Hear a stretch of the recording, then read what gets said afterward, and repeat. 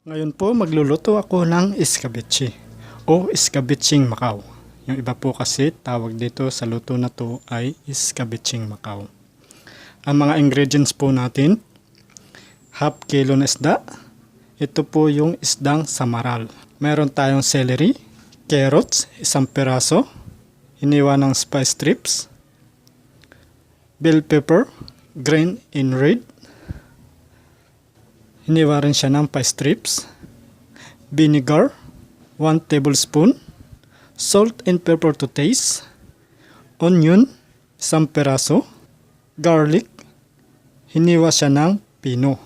At mayroon tayong oyster sauce, 1 tablespoon and sugar, 1 tablespoon. Ngayon, magsisimula na tayong magluto. Ang una natin gagawin, ipiprito natin yung ating isda. Bago natin siya iprito, ayan po, nilagyan na natin siya ng salt and pepper. Ngayon, magpiprito na po tayo o magpaprito.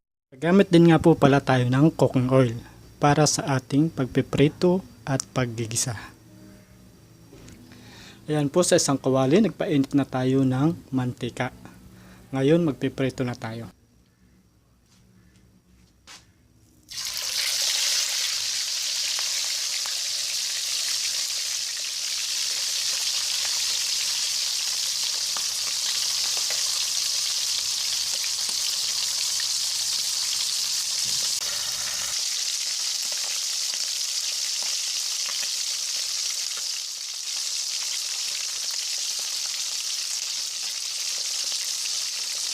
After po natin maprito yung ating isda, sinit aside po muna natin.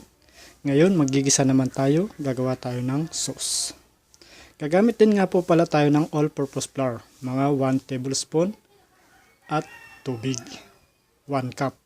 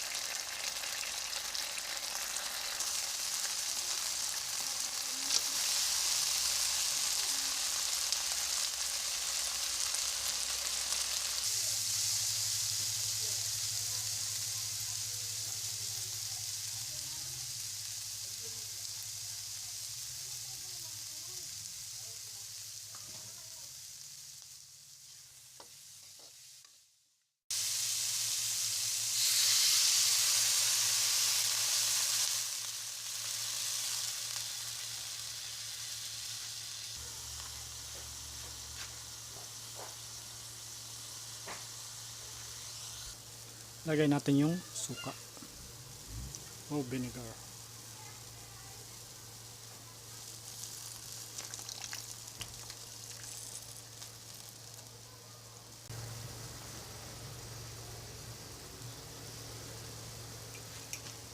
After nating matimplahan, ilalagay natin yung ating isda.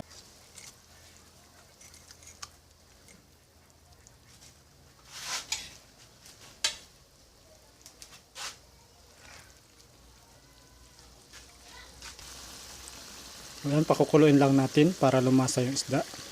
After nating mapakulo, tatanggalin ulit natin at lalagyan natin yung ating palato.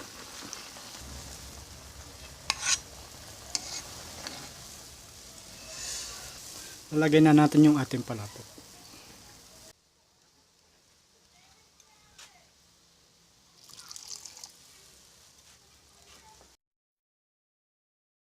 Sinip aside natin. Babalik na natin.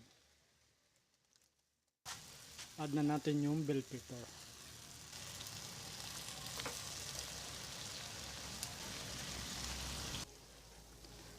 Ayan, luto na ang ating escabeche o escabecheng macao. Ililipat na natin siya sa serving plate. Ready to serve na po ang ating escabeche o escabecheng macao. Maraming salamat po.